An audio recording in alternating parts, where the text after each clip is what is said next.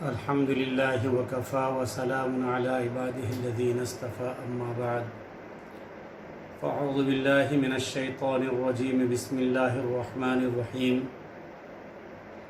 شهر رمضان الذي أنزل فيه القرآن هدى للناس وبينات من الهدى والفرقان إلى آخره صدق الله العظيم۔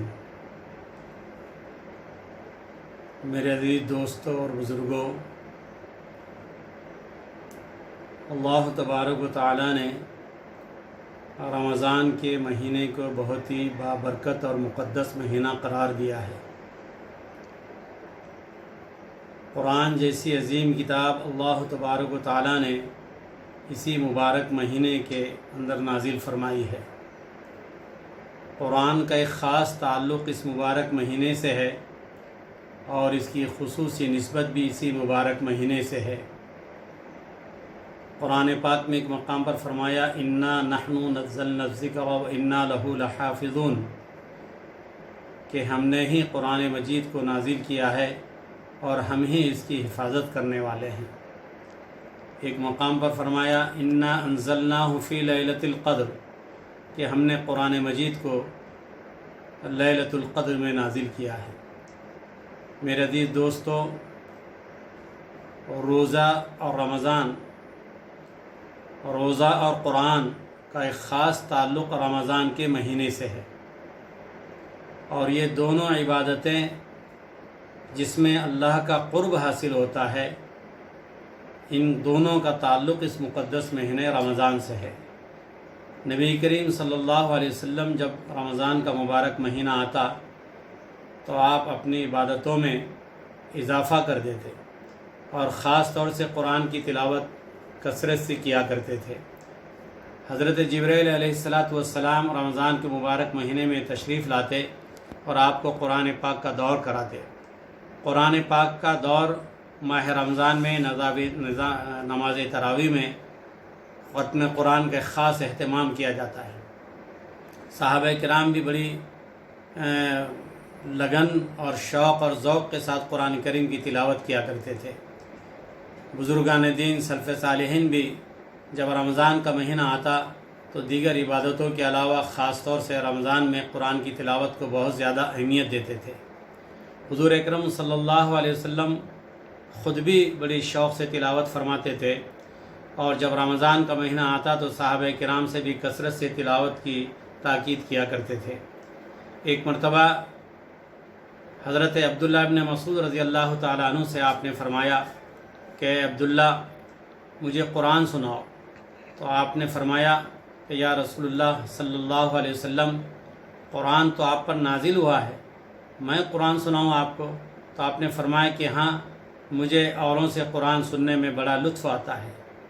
تو آخر کیا وجہ تھی کہ نبی کریم صلی اللہ علیہ وسلم کو پورا مکمل قرآن یاد تھا، اس کے معانی اور مطالب سے آپ پوری طرح سے واقف تھے اور ساری چیزیں آپ کے پاس محفوظ تھی، اس کے باوجود آپ نے حضرت عبداللہ ابن مسعود سے خواہش ظاہر کی کہ تم تلاوت کرو۔ تو قرآن کی تلاوت کی بڑی عظمت ہے۔ میرے عزیز دوست، اس مبارک مہینے میں قرآن کی تلاوت کثرت سے کرنی چاہیے، اور روزہ اور قرآن کی جو خاص نسبت ہے اور خاص خصوصی جو تعلق ہے رمضان سے، اور ان میں جو مشترک خصوصیت ہے وہ یہ ہے کہ یہ دونوں اللہ کے پاس سفارش کریں گے۔ روزہ کہے گا کہ اللہ، اس بندے کی تو سفارش، اس بندے کے حق میں میری سفارش کو تو قبول فرما، کیونکہ یہ میرے لیے دن بھر بھوکا رہا کرتا تھا۔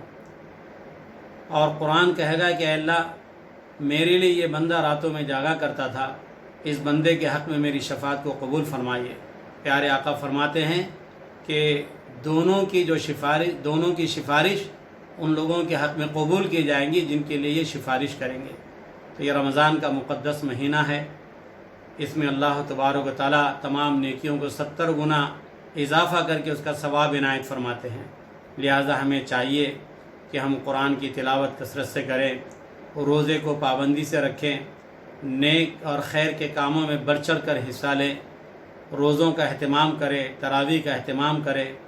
یہ مہینہ ہمدردی اور غمخواری کا مہینہ ہے، تو ہمدردی اور غمخواری بھی ہم بہت خوب کریں، اسی طریقے سے صدقہ و خیرات جو ہے کثرت سے کریں، زکوٰۃ کی ادائیگی صحیح ڈھنگ سے صحیح طریقے سے اس کا حساب لگا کر نکالیں۔ اللہ تبارک و تعالیٰ اس مقدس مہینے میں ہم پر کرم فرمائیں گے۔ ہم آفات و بلیات سے جو ہے لڑ رہے ہیں، اللہ ہم سے آزمائش اور امتحان میں ہم کو ڈالا ہے۔ اللہ تبارک و تعالیٰ ہم سے اس وقت ناراض ہیں۔ کورونا وائرس کی وجہ سے پوری دنیا اس وقت پریشان ہے، جس میں ہمارا ملک ہندوستان بھی بہت پریشان ہے۔